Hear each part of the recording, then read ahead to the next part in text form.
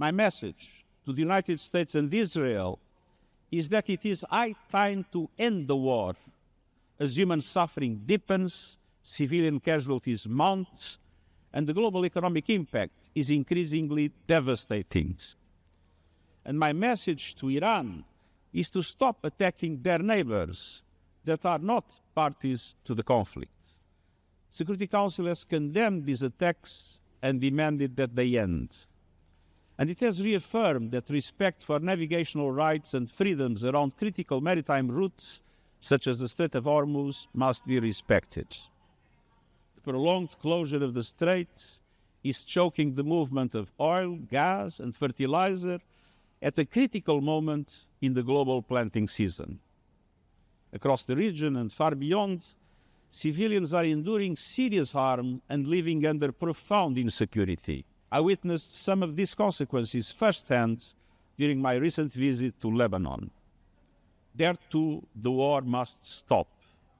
Hezbollah must stop launching attacks into Israel, and Israel must stop its military operations and strikes in Lebanon, which are hitting civilians the hardest. The Gaza model must not be replicated in Lebanon.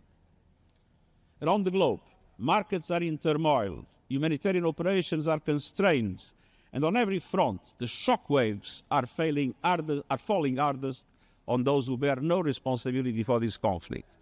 The poorest, the most vulnerable, the least able to absorb yet another blow. The UN system is deeply engaged in trying to minimize the consequences of the war. And the best way to minimize those consequences is clear. End the war immediately. War is not the answer. We need a way out of this disaster. Diplomacy is the way out. Full respect of international law is the way out.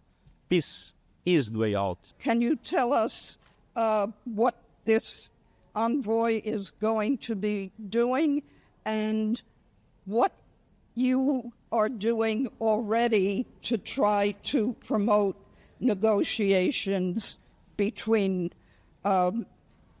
Israel, the United States on one side, and Iran?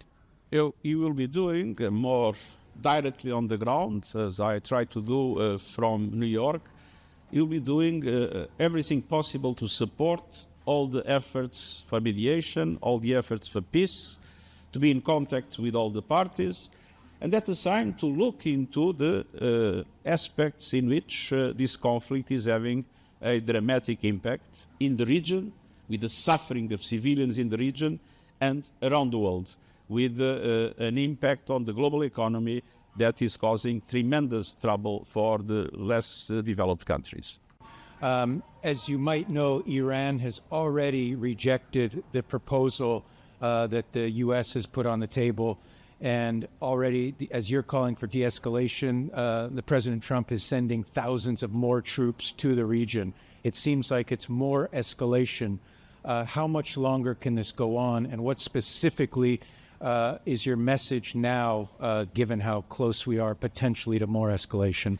My message is that diplomacy must prevail. And diplomacy requires sincere dialogue. We have mediators that have offered their services. They are very engaged. We are talking about ending another war on top of all the other wars that are there. What are the humanitarian consequences, particularly for the developing world? But this war has a direct impact on everything that you mentioned. Sustainable development goals, poverty. I mean, just to give an example, the Gulf countries are strong suppliers of the raw materials for nitrogen fertilizers. And this is absolutely crucial.